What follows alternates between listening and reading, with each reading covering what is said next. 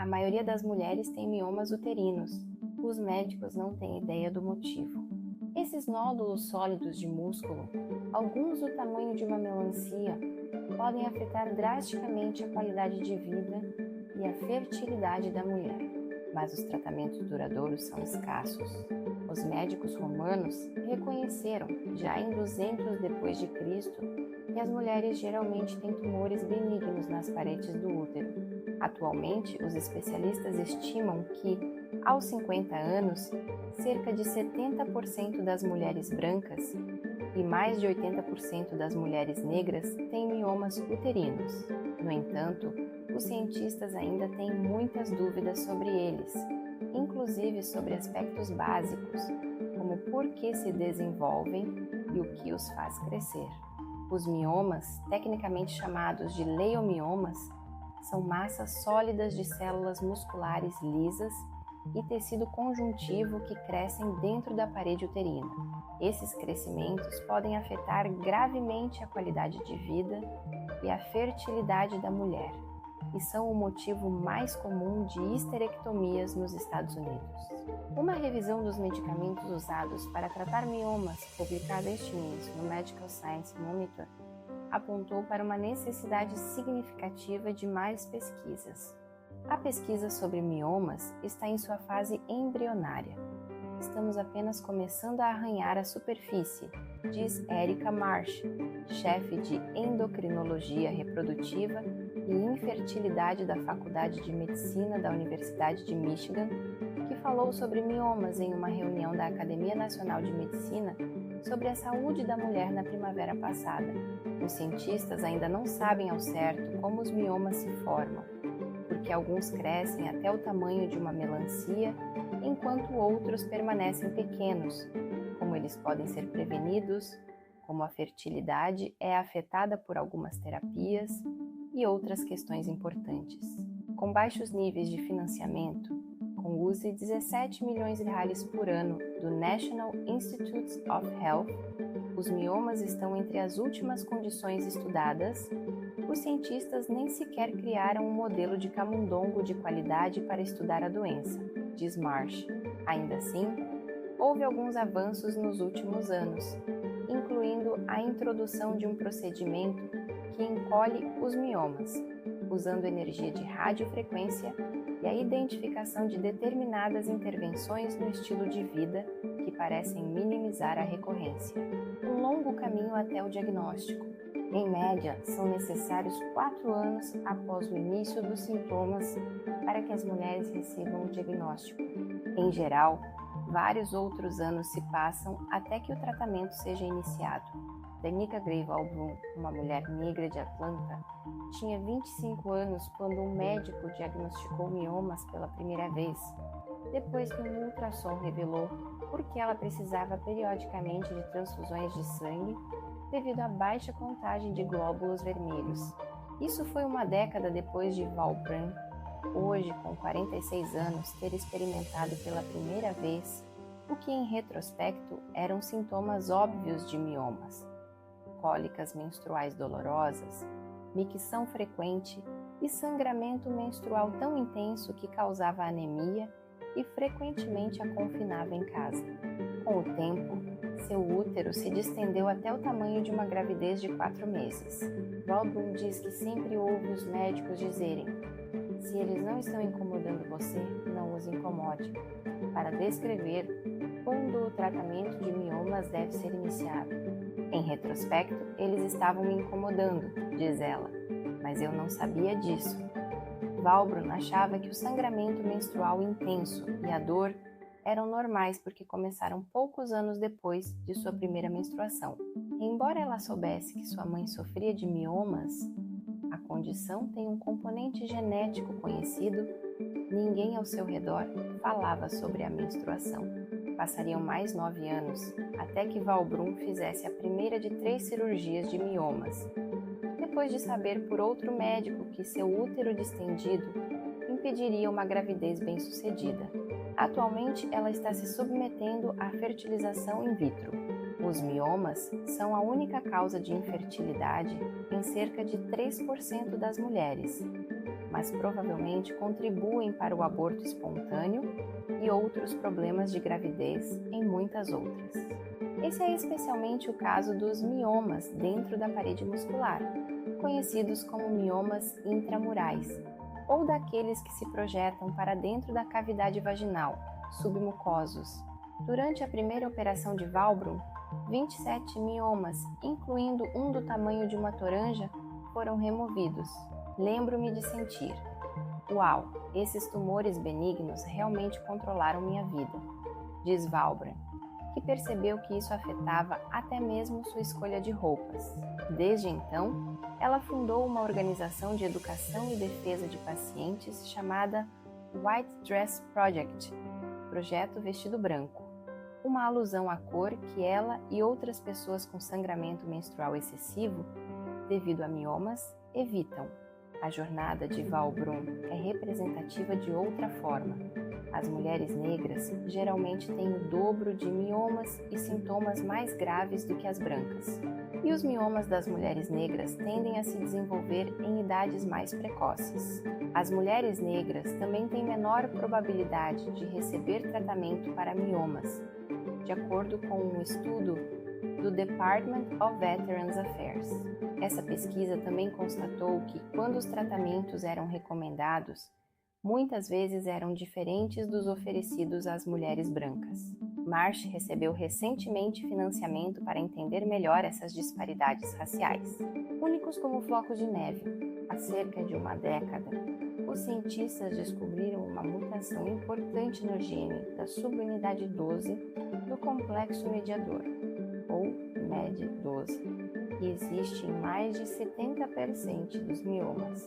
As células portadoras dessa mutação, ou de outras, podem se tornar miomas anos mais tarde, após a exposição ao estrogênio e à progesterona durante a puberdade.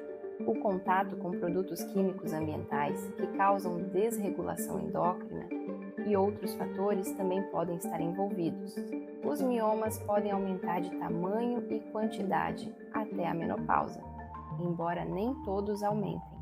Os sintomas dos fibroides geralmente se enquadram em 4 categorias: sangramento menstrual excessivo, pressão pélvica, problemas de frequência urinária e ou constipação resultantes de um útero mais pesado ou maior, conhecidos como sintomas de volume, cólicas intensas ou dor pélvica durante a menstruação ou relações sexuais, e infertilidade.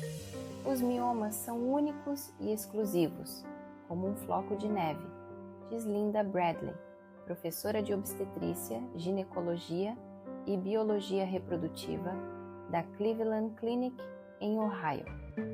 Isso significa que os tratamentos devem ser individualizados para cada pessoa e para cada mioma. A terapia geralmente começa com medicamentos prescritos por um médico de atenção primária ou ginecologista para reduzir o sangramento mensal. Isso pode envolver pílulas anticoncepcionais ou outros medicamentos, ou um dispositivo intrauterino hormonal. Os medicamentos à base de hormônio liberador de gonadotropina, GnRH, podem ser usados para reduzir os miomas, mas como eles provocam efeitos colaterais semelhantes aos da menopausa e reduzem a densidade mineral óssea, o American College of Obstetricians and Gynecologists recomenda limitar seu uso por menos de 2 anos. Outro tratamento comum é privar os miomas de seu suprimento sanguíneo por meio da embolia de mioma uterino, EF, também chamada de embolização, um procedimento realizado por um radiologista intervencionista. Embora a pesquisa seja inconclusiva, a embolização geralmente não é recomendada para pessoas que desejam preservar a fertilidade. Há uma preocupação subjacente de que, como estamos embolizando a vasculatura do útero, em algumas pacientes isso também pode afetar a vasculatura dos ovários, diz Sarah Allen, diretora do Centro de Tratamento de Miomas do McGee Women's Hospital, do Centro Médico da Universidade de Pittsburgh. Allen é uma cirurgiã ginecológica minimamente invasiva, MIGS, especializada em doenças ginecológicas não cancerosas, como miomas e endometriose.